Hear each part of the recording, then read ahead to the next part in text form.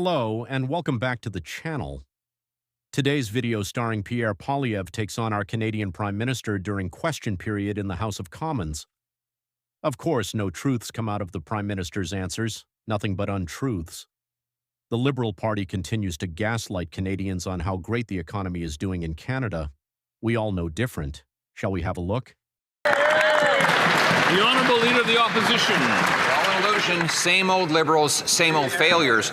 Look at the economy. He likes to blame world affairs for his failing economy, but the G7 countries have the same world economy. Yet, the Prime Minister has delivered the second highest unemployment in the G7, the worst household debt in the G7, the worst housing costs in the G7, the worst, in fact, the only shrinking economy in the G7. And, Mr. Speaker, we have 100,000 lost jobs in the last 2 months alone. Why is it that after this Prime Minister promised that he'd be the first, he's the worst in the G7? Yeah.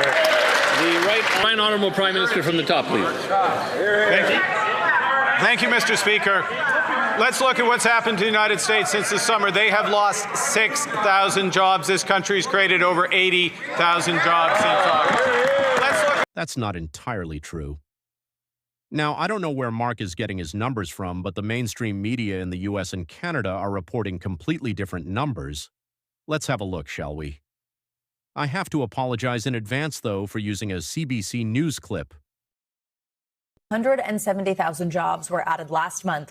The unemployment rate remained relatively the same as February. The U.S. labor market was expected to remain relatively stable, but experts say the Iran war is continuing to shift the economic landscape. Let's bring in NBC News business and data correspondent Brian Chung, along with Caleb Silver, Investopedia's editor-in-chief and chief business editor of People Inc., our economic dream team. Good morning to both of you. Brian, let's start with you at the big board there. Walk us through these numbers and how they compare with previous months. Yeah, we just got these numbers, 178,000 jobs added in the month of March, but there were a number of big revisions that I want to call attention to. So again, 178,000, that was well above what we were expecting for this March jobs report. Economists on the street were expecting something closer to 60,000. So when you take a look at 178, that actually blows through the top of this chart as we had four. Employment dropped sharply and unexpectedly across the country last month.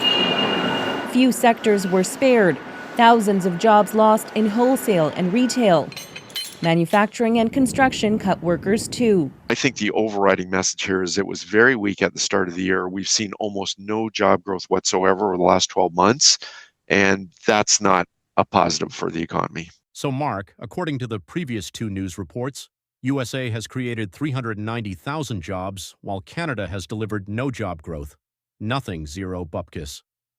And what gets me, the boomers in Ontario believe everything Carney says, and continue to blindly vote for the Liberal Party without questioning what is really happening in Canada.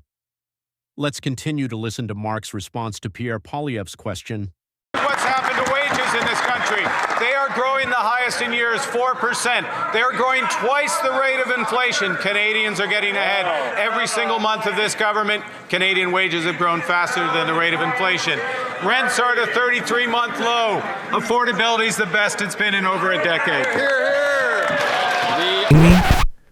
Affordability is the best it has been in a decade?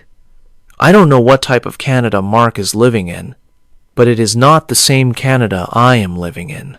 When I retired 6 years ago, we could live 100% on my pension, and the wife's income was put away for her retirement. Can't do that anymore. Mark Carney and the Liberal Party continue to gaslight Canadians on how well Canada is doing economically. Hopefully Canadians will wake up and realize they are being lied to. Hopefully it won't be too late.